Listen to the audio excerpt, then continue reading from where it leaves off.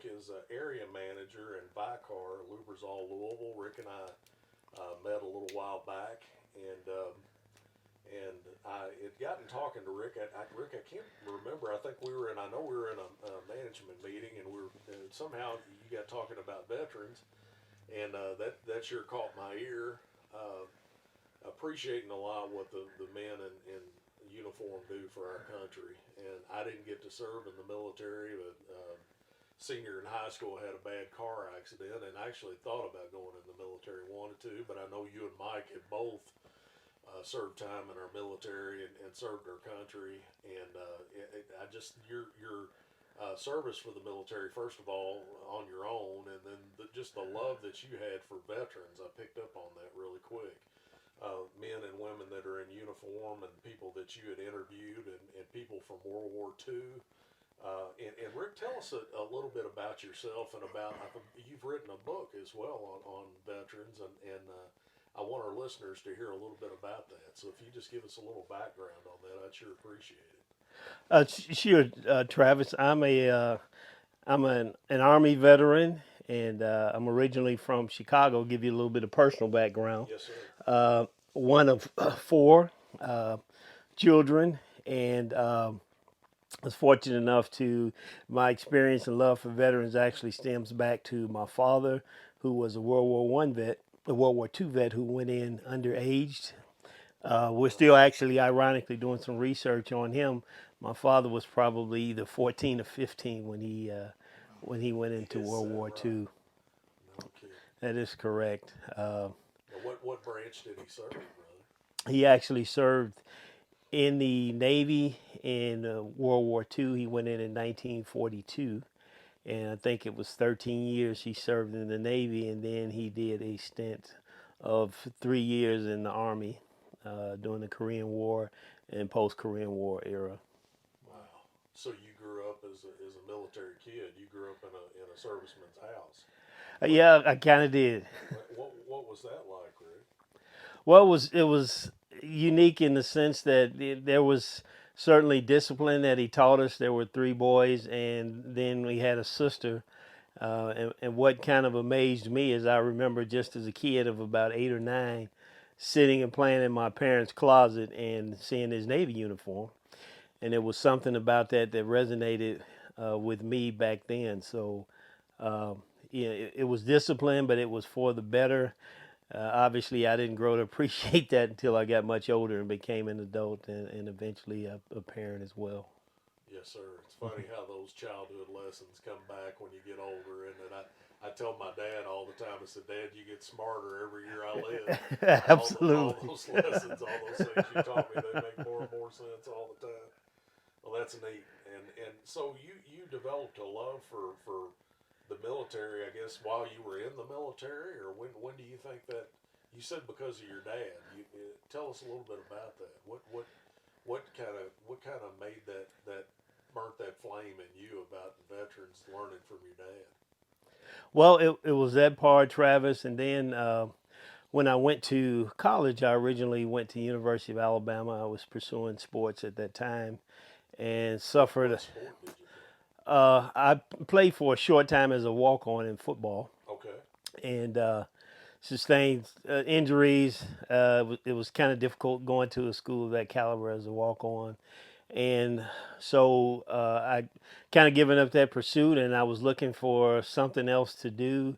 And my father, ironically, asked me, "Had you ever thought about going in the military?" And at that time, my original thought was no, I hadn't. But the more I sat down and thought about it, and thought about esprit de corps and discipline and all the attributes that the service brings, it seemed like a good fit. So that's how I ended up getting in there. But all along, my interest had always been in World War II, and I would watch certain things on television, on the History Channel, and somewhere later in my life, actually post military,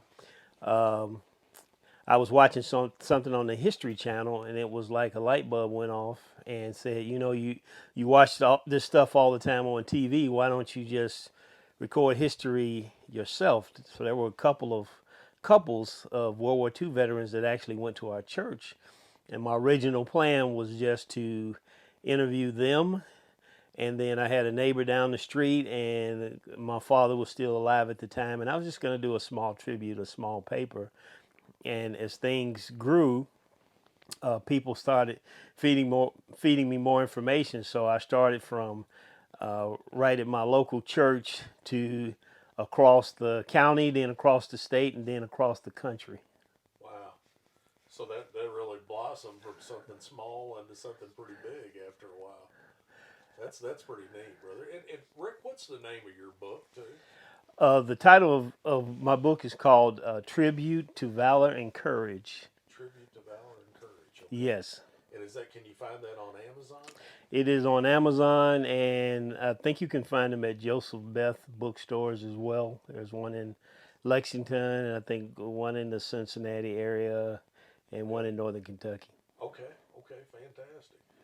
Mike, you got any questions? No, keep going, brother. You're fine. Okay. One of the things, Rick, I know you had said that you told us earlier that you brought some pictures, and we got video also of what we're doing today, and I'd sure like to get some of that on video. We got the camera aimed towards you there, but if you Sure. could talk us through some of those, I'd sure appreciate it. Just some of what you got there in your lab. Okay, let me pick out a few. Sure. Which way is best to turn the video? It's right there. Okay. Yes, sir. So the first one I want to highlight is this gentleman here. This is Frank Woodruff Buckles. Okay. Mr. Buckles was the last known living American World War I veteran. Wow. So when I heard about him, I was doing some work and research on World War II vets, and a friend of mine asked me, "Had you ever thought about interviewing the World War I vet?" And frankly, I thought he was a little off of his rocker. I didn't know that there were any still left. I didn't know either. But after How we, long ago was that, Rick? this was 2009, I think, when I first interviewed him. Wow. And so I went home and did some research, and sure enough, I found that there was a Mr. Frank Buckles who was still living. And I said, well, how in the world am I going to be able to even make contact with this guy? I don't know him from anybody. So I got on the internet and I started researching, and I found a gentleman in Michigan who was doing photography of statesmen, and he had taken an interest in Mr. Buckles. So I told him my story, and I told him I was a vet and my father was a vet and what I was looking to do. And he said, well, I'll give you his daughter's number, and the worst thing she could do is say no. And I said, sure. So I called her up, and as Providence would have it, and doors opening, I called her up and asked her if I could interview her father, and she said, you may not believe this, but he doesn't have anything going on. Now, what made that so important was this was around a Memorial Day weekend. Wow. So for those who are veterans know that along with Veterans Day are usually two important days for us. Absolutely.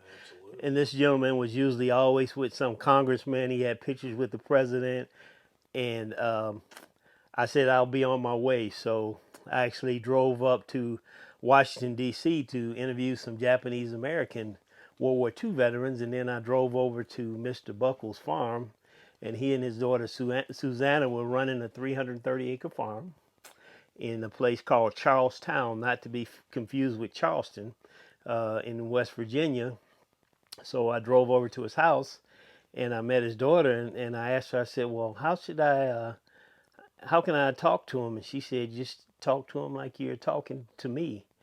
And so we started out a conversation and found out he drove the family tractor until he was, I think, 103, 104 years old. Oh my goodness. Wow. And he was sort of fussing that he could still drive it, and Susanna was behind him, raising his hand in the air, saying like, "Oh no, he can't do this." But mind you, at the time I was talking to Mr. Buckles, I think he was 108 then. Wow. That's amazing. So And how long did he live, Rick? Were you able to keep up with him at all? Or? yes, so we finished the interview, and I was just stunned after the interview and going home. But to kind of share a little bit of his background. Yeah, please. He was in World War One. He didn't like to use the word lied. He said he fudged his age, so he got in at 16 on his third try.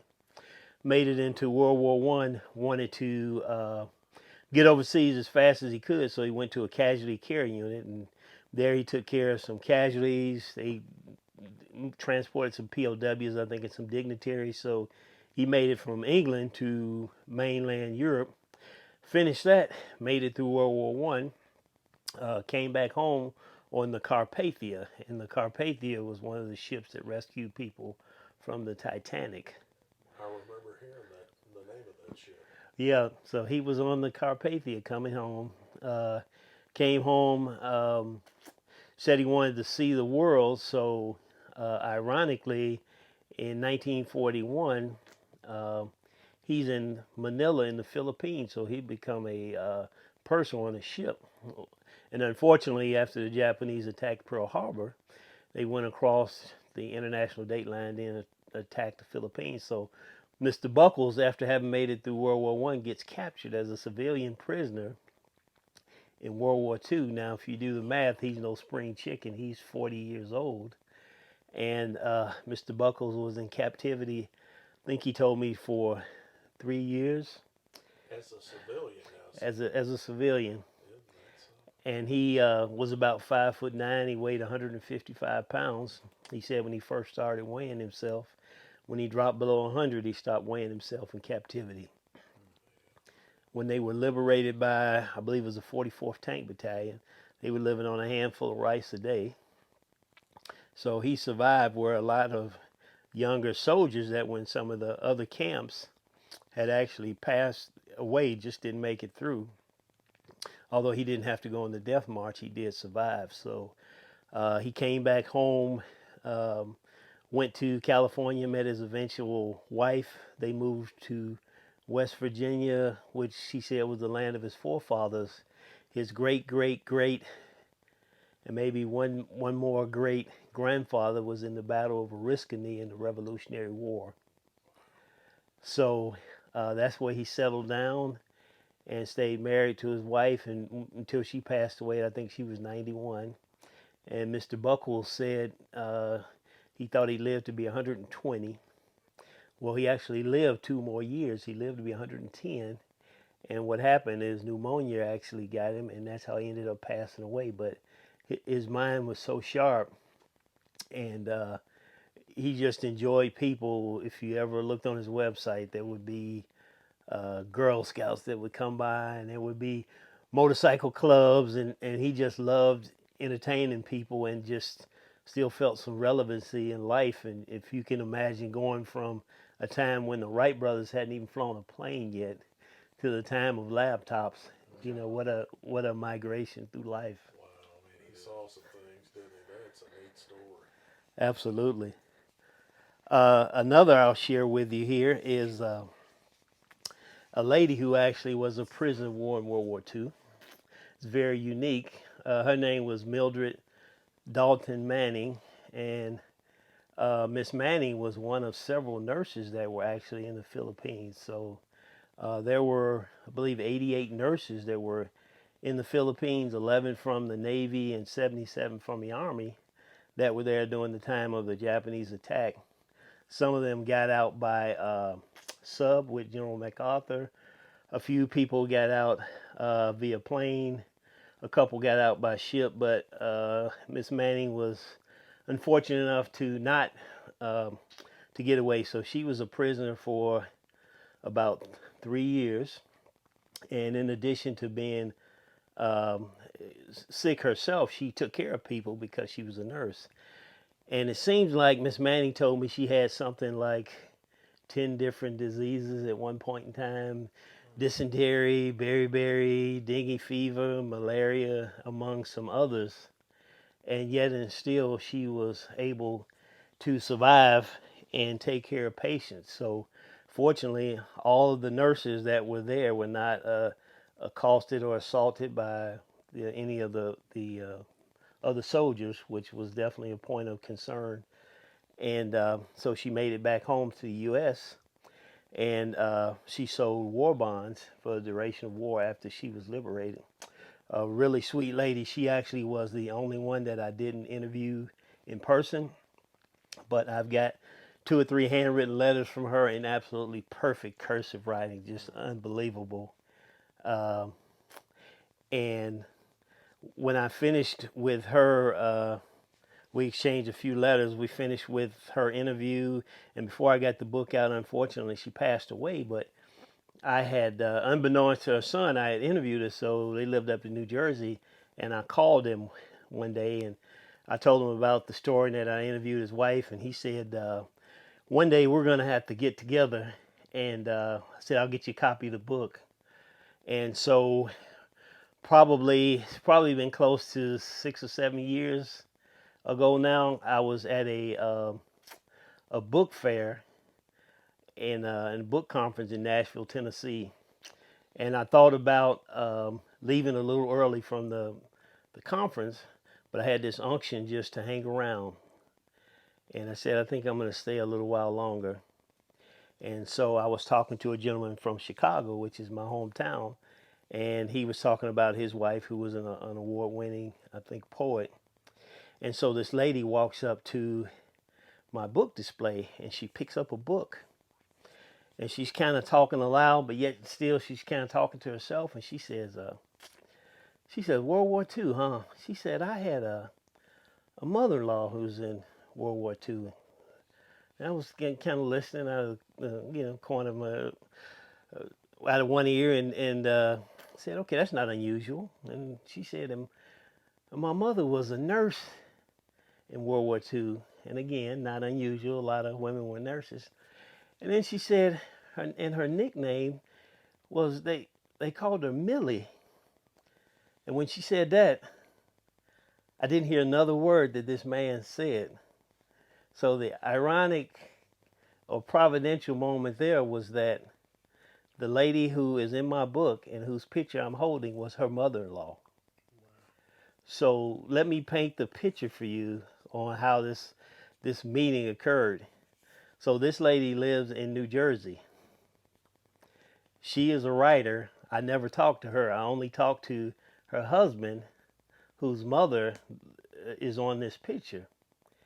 And when I told her that, it was like she seen a ghost. It was like the blood started draining out of her face. She said, oh my God, I got to go get my husband. So she tried to get him on the cell phone, couldn't get him. Sort of had a few choice words. Eventually she goes back and gets her husband, brings him over, and this is how we meet. So when we started talking about things, she said, you know what, I had thought about leaving early, but I just had this feeling that I need to stay around. And there was something that I needed to do. So we take a picture on Facebook, and one of them is holding a photo of his mom and the other one's holding the book. And she goes and gets all of her friends and they come over to the site, and she's just elated, and her and her husband, and they share the story.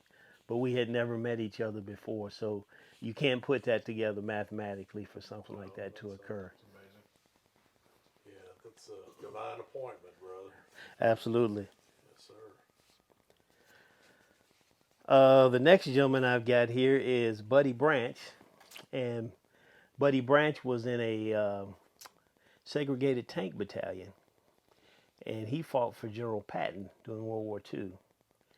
And I met him at a reunion they were having in Chicago. I was at home visiting some relatives, so I went down there and I walked up to this distinguished looking gentleman on a cane, and sort of like almost like a naive little kid, I asked him, well, what did you do during the war?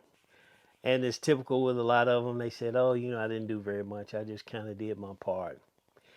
And so after we exchanged pleasantries, I talked with he and his wife and his daughter, and I went over to another group of men, and they said, do you know who that was? And I said, no, nothing other than him introducing himself. They said, that was Mr. Branch. He won the Bronze Star for Valor in a battle in France, in a tank battle.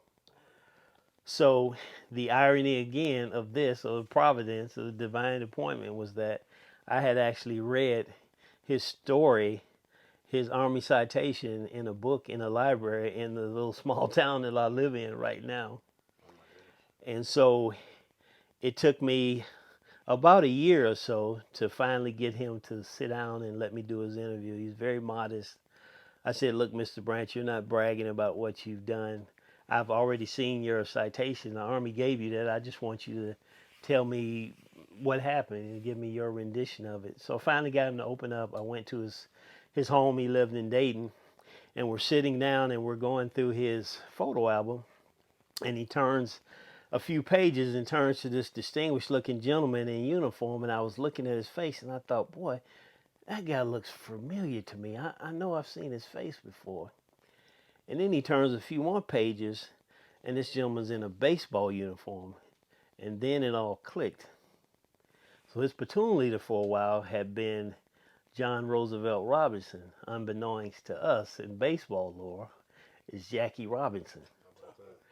So he shared with me and had a picture of Jackie Robinson in his lieutenant's uniform. And he and Jackie served together stateside. And then he turned I didn't realize Jackie Robinson was in the military. I Yes, didn't know that. Jackie Robinson started out as I think he was a cavalryman at Fort Riley, Kansas, and then ended up going to the tank battalion as a tanker. And then the other picture had Jackie Robinson's nephew, or Mr. Branch's nephew, on Jackie Robinson's shoulders after he had integrated baseball. And this was at a game, I think in Crosley Field in the 1950s, something like that. Just amazing. That's neat. That's really neat. And I'll just share a couple more with you No, at the no, expense of take time. your time. Okay, this is one of a Jewish couple. This is Miss Ann and Mr. Sandar Klein. This is their high school sweetheart picture. So the Kleins were from Ager, Hungary, and Hungary was the last country that the Nazis took over. And so Ann and Sandy grew up together, basically playing in the sandbox. Wow.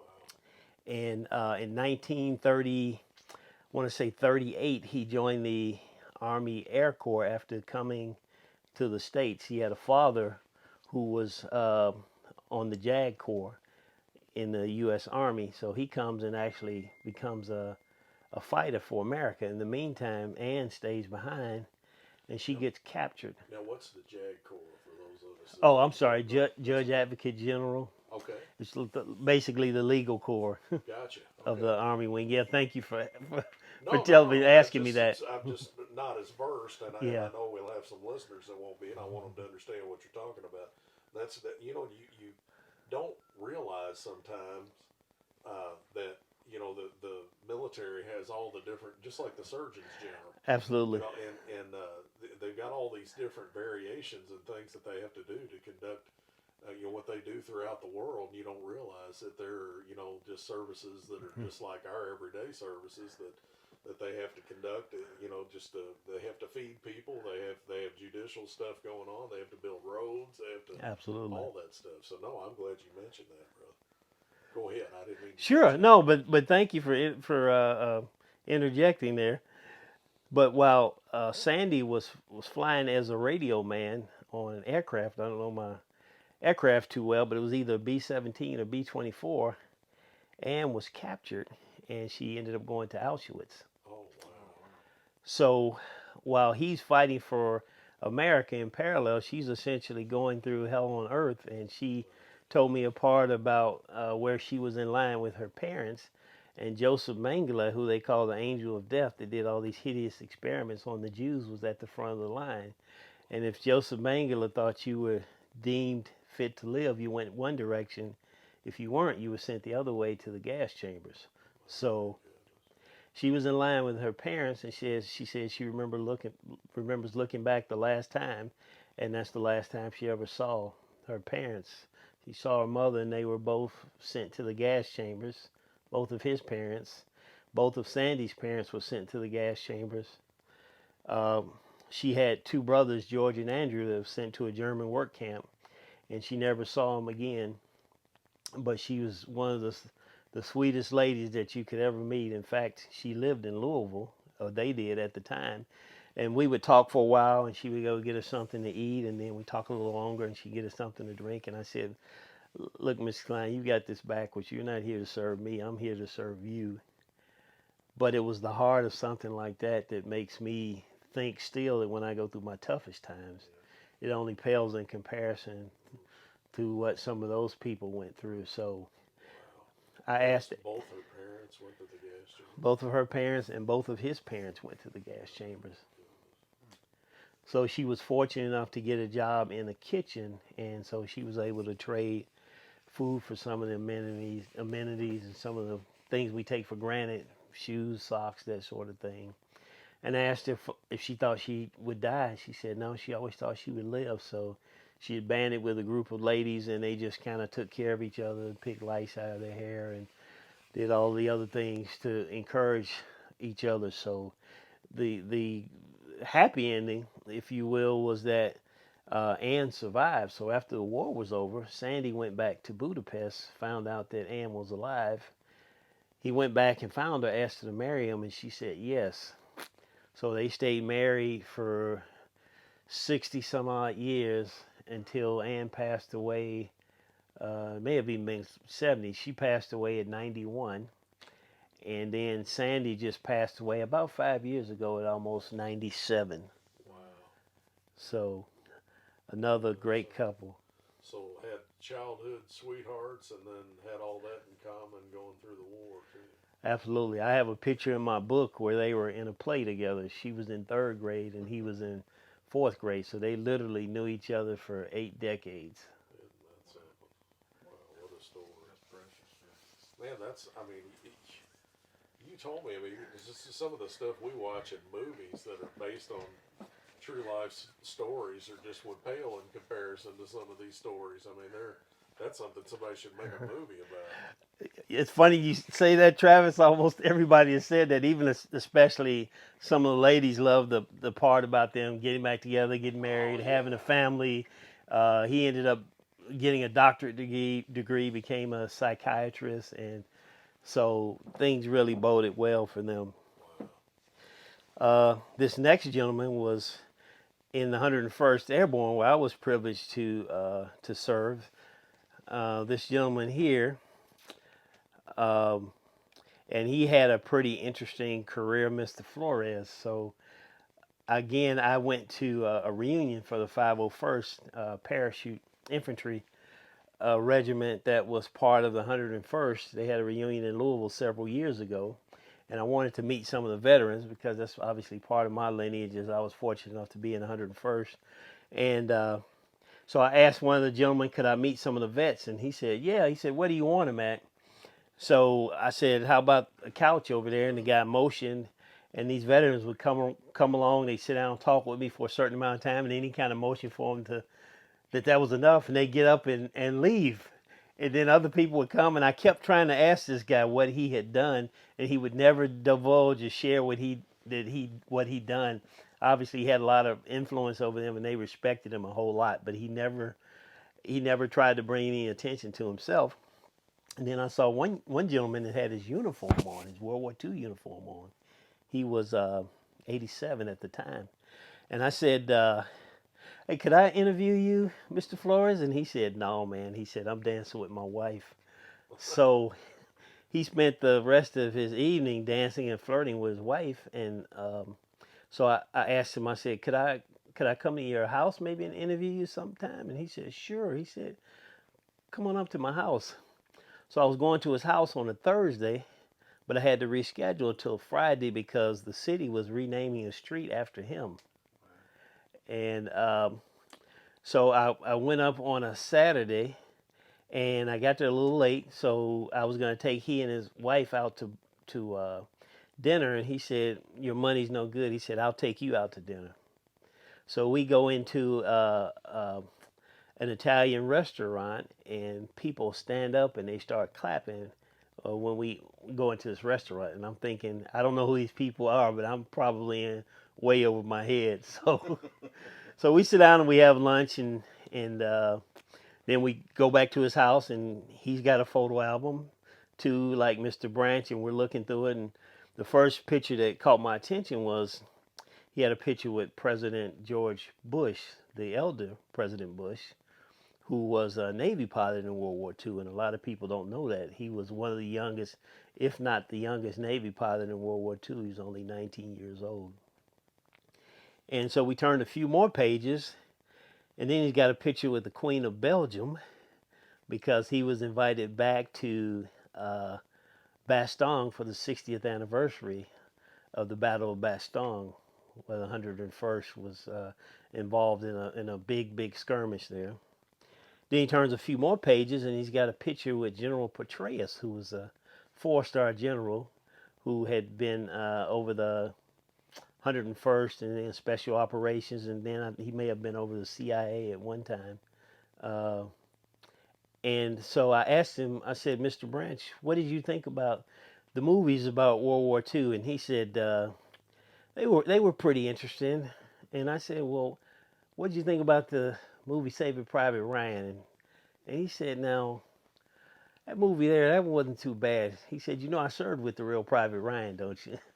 And, and I said, no, sir. He said, yeah, we used to call him Fritz Nealon.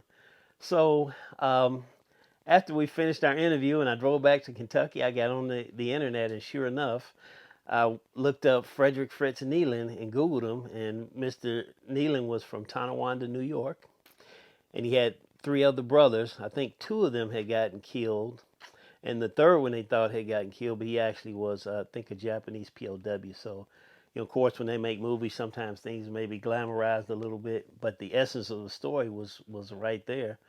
And so they. So he confirmed that movie was at least somewhat. Yes, close, yes, the authenticity was there. Well, that's good.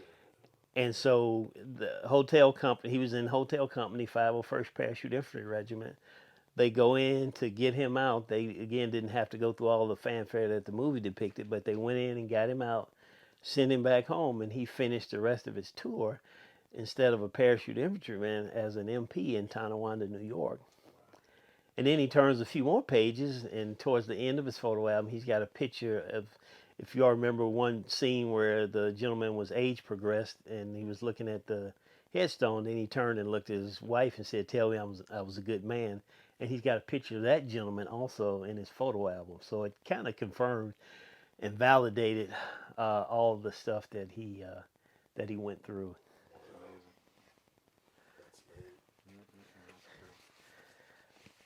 Let me just pick out a couple of more here. I was going to see if I had.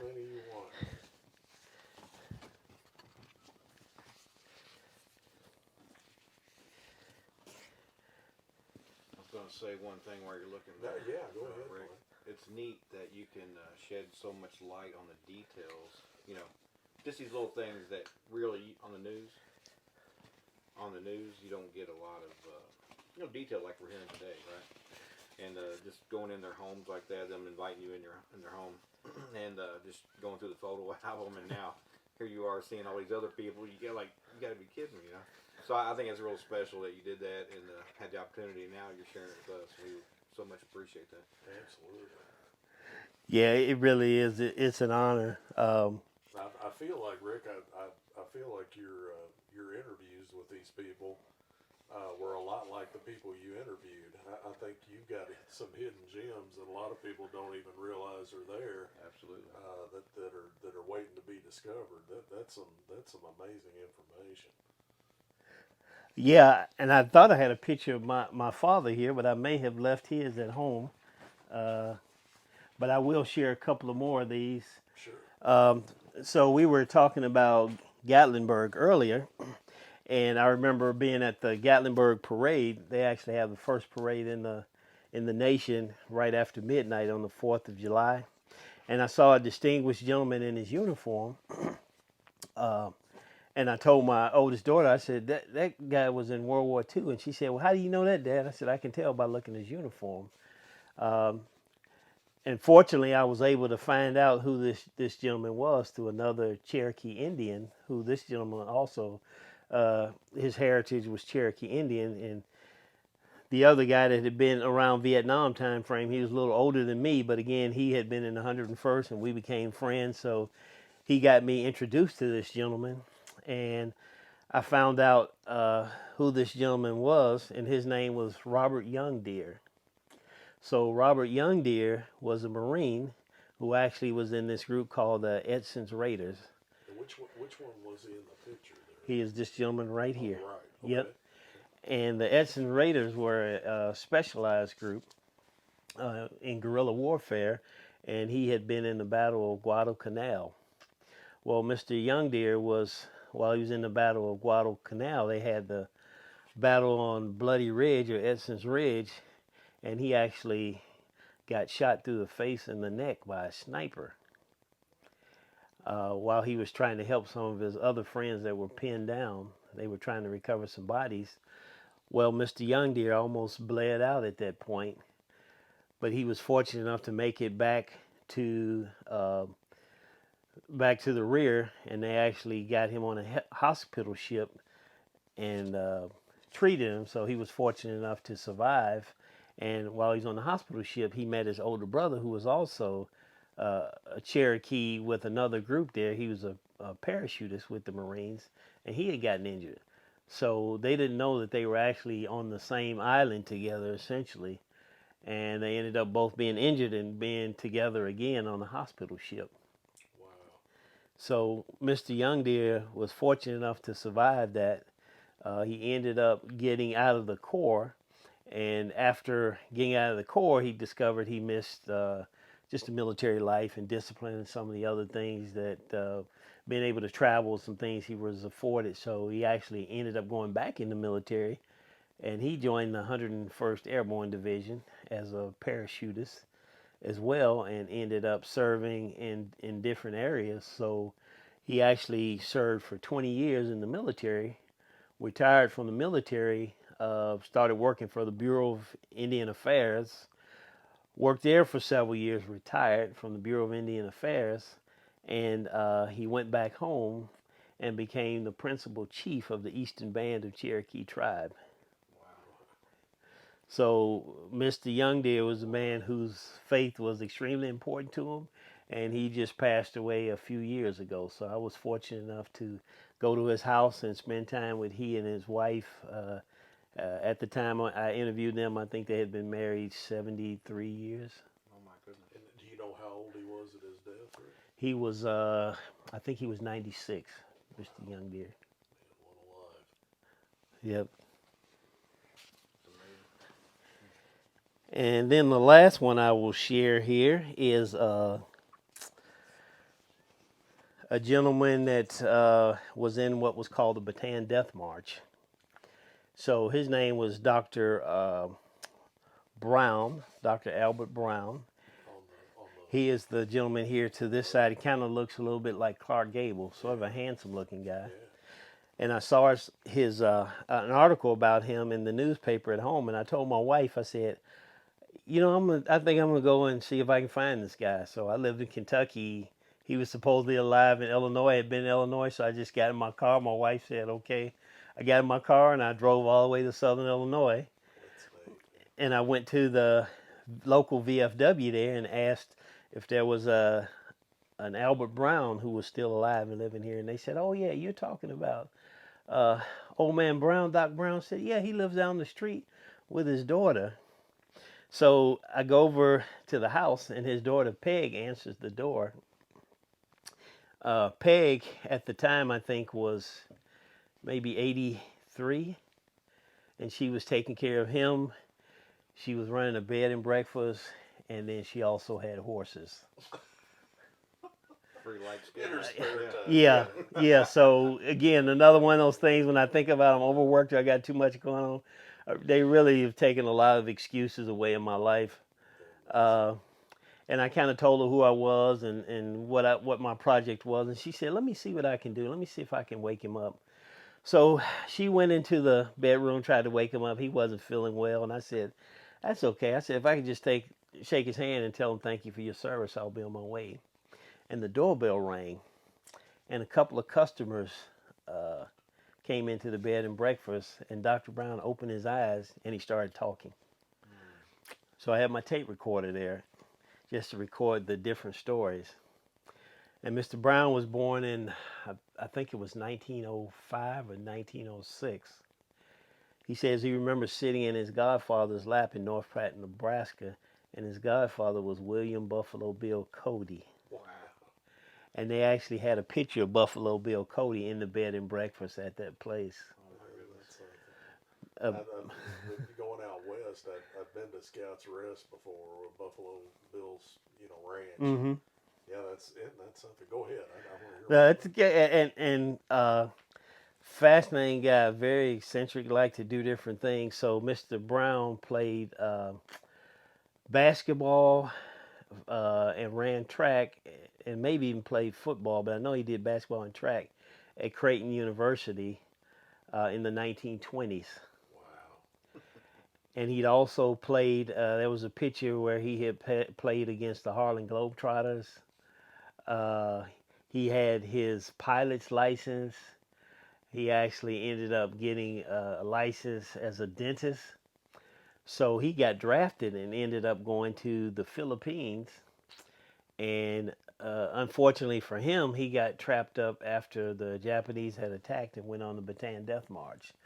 And so Dr. Brown said when he was on the death march, I guess apparently he wasn't moving at a fast enough pace. So the Japanese stabbed him in the rear end and told him Speedo, which meant, you better get going. And he said that was the only time that I was at the back of the line. Again, I learned how to keep the pace. So he went through the Bataan Death March. They broke his back and his neck with a rifle butt. So he laid on the floor, he said, in one of the prison camps without any kind of medical treatment in Cabanatuan. Um, he survived those death camps. They sent him on what they called the Hell Ship, which was essentially where he would take all of these POWs, just load them into the base of the ship, sort of like a slave ship, and they would just pour water down there or lower a bucket with food in it, take uh, waste back up and that sort of thing, but they were all encapsulated in this hole. And he said sometimes people would actually die, and it was so crowded that they would be upright. They basically couldn't fall down and die. So he made it through that, went all the way to Japan. Uh, he worked in slave labor in Japan. He temporarily went blind while he was over in Japan. And but he actually made it through all of this. And he came back home once he was liberated, and he was in such bad shape. He said the doctors at what was then Fitzsimmons Hospital in Colorado, I don't think it any longer exists, said you better enjoy life because if you live to be 50, it'll be a miracle. And Dr. Brown died at about, I think he was 2 or 3.5 months short of 106 when he passed. Wow. So Amazing. he was another one of these fascinating men. When he came back to the U.S., he wanted to be an actor, kind of a handsome guy, as you can see from the picture. But he told me they said that he was too old, so he actually lived out in Los Angeles for a while. Became friends with John Wayne and John Wayne's son. Played racquetball against them. I've got a picture with he and Miss Jenny Sims, who was a very attractive actress of that time. So he stayed out there for several years and he played racquetball until his 90s. And then he started to slow down. So when he slowed down, his daughter went and got him, and she brought him back to Southern Illinois, and that's how he ended up getting down to Southern Illinois, and he lived a good, fruitful life. And the last time I saw her, Peg was 80, 88 or 89. I think she had given up the horses maybe, and she wouldn't take care of him, but she was still running the bed and breakfast. And she said, "Well, Rick, when are you gonna finish that other book so that I can get my father's story?" So, somewhere down the line, I'm trying to pull another book together at some point, which will have these other stories in there, to include my father's own story as well. Oh, So, that's fantastic. so those are just some of the photos and some of the stories associated with what I'm I'd doing. love to hear about more of your stack sometime, and maybe sometime when you've got opportunity in the future, Mike and I could travel closer to you, Yeah. where you don't have to drive so far. And I'd sure like to hear some more about them, Rick. Those are fascinating. They are. Oh, I knew we'd be able to hear some good stuff, but Lord, those are like movies, each and every one of themselves. You were right.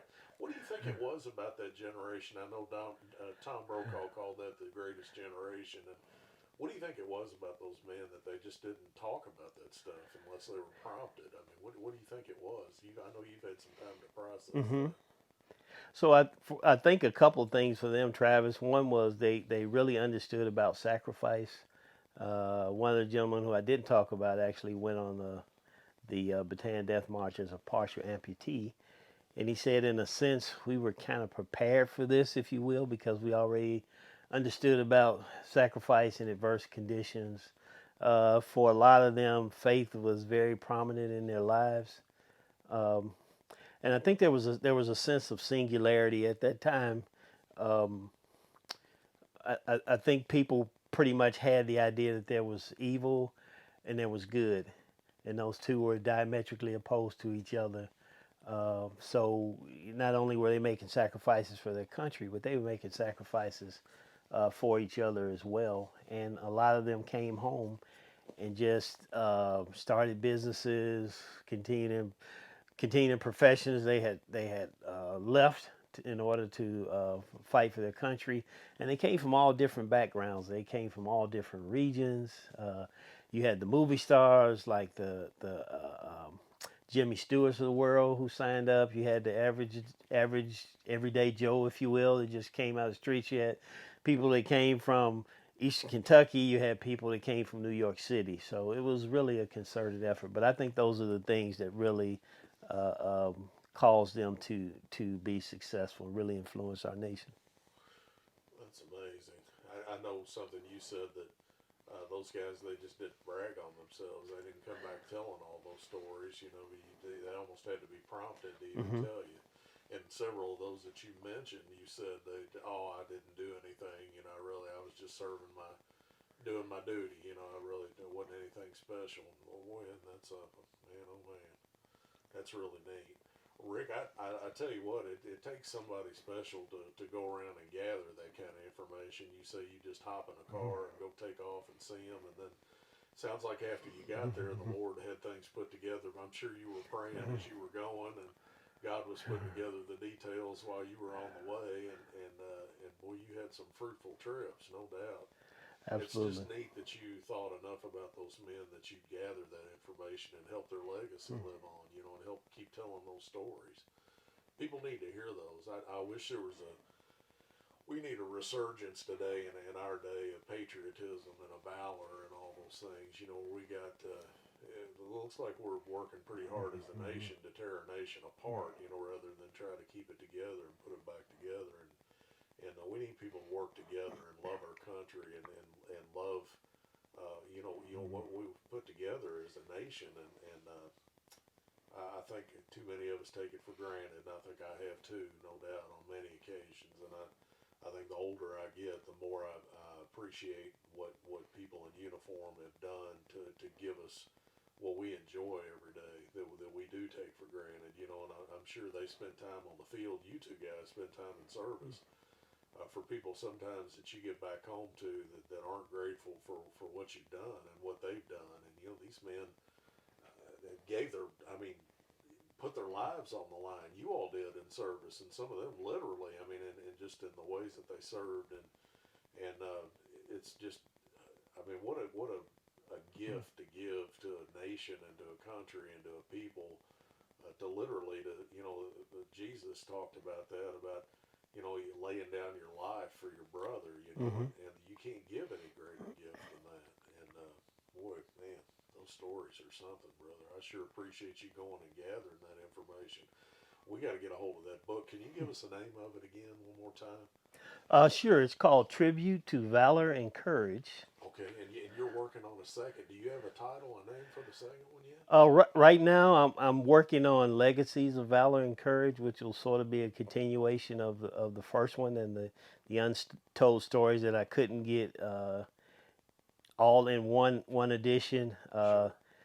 There's still, even though we're losing 200 to 400 veterans a day, and I'm talking World War II vets, there's still some around that have stories. So there's several on the docket that I still have to get, and some that I've gotten, and I'm working on getting it in a manuscript. But I've got my real job, so to speak, that I've Yes, got to do sir. as well. But this is something that energizes me, and it's definitely a blessing because as I've spoken in different venues, and I have been to schools, I've been to libraries, I've been to bookstores, and sometimes people, the scriptures say people perish for lack of knowledge. Yes. Sometimes they just don't know. Yes, sir. But as I've shared some of this, people have listened attentively. I remember going to a middle school when there were about 400 kids there. You could basically hear a dime drop. I mean, they were locked in, and some of them came by and said, thank you for this, because as these unfortunate things subsequently have happened in our society, we forget about the sacrifices that people have made to get us to where we are. Yes, sir. And when you do go to other countries, you kind of get a barometer of how life can be in third world countries and some other things. And we're pretty fortunate, and we should be thankful for the blessings that we have. Well, isn't that the truth? Well, brother, I don't want to wear you out on that. How did you get a hold of some of those pictures, Rick? That had to take a lot of work, just getting a hold of some of that. Yeah. So what I did is I actually bought a scanner, so I would actually take their personal photos and just scan it into files and upload them. So I probably got 400 to 500 photos, and probably I've got hundreds of hours of recordings, and I've actually got a website which I can show you gentlemen, a Facebook page where I kind of load information on. But So do you mind thank you for giving that. out to people? No, the website is rickslee.net. So that's RICKSLEE.net. Okay. And you said you have a Facebook The page? Facebook page is just Rick S. Lee. Okay. And just loaded something there recently on an interview that I did with a gentleman who was in a segregated tank unit, not segregated tank unit, he was a segregated supply unit, but he was at Iwo Jima. And he had a pretty interesting story to tell too, and ended up becoming a pastor later on in his life. Wow. Wow. Well, on that note, brother, on the spiritual side of things, can you give us some of your testimony about how you came to know the Lord? I've not Sure. heard that story. So I was brought up in a Christian home, and my father for several years was a minister, and I just remember being baptized and accepting the Lord at 12. Uh, but as we often do, sometimes I strayed away from him. And in my early 20s, I met this beautiful lady that fortunately became my wife. And little did we know this divine appointment, and we were both kind of walking down this path and seeking him a little more and deeper. And so as I did that, she and I actually met while I was at the University of Alabama. She had already graduated from UAB, and we met together in a reserve unit. And so we became friends, and then I guess I got the bug, and I said, wow, she's kind of cute. Uh, and so we became friends, and then eventually we started dating, and we started searching deeper in our faith. And we have grown. We've been fortunate enough to have 4 kids. We've got 2 sons and 2 daughters. But I realize that is what sustains me right now, is faith, and keeps me in these times, because these are uncertain times, and if we depend on just what the world can offer, it's not solid ground. It's not stable. No, sir, that's a fact. And Rick, I want to thank you for your testimony where I work. Folks, you don't, uh, the place Rick and I work in Louisville, you don't have to be around somebody long to see that they're a person of integrity. And Rick demonstrated that from the time that I first saw him. Just the way he carried himself, the way he conducted himself, a humble fella. You could tell he had a lot to say, but he didn't spend a lot of time saying it. And never heard foul language come out of his mouth. He's kind, courteous to those that he was around.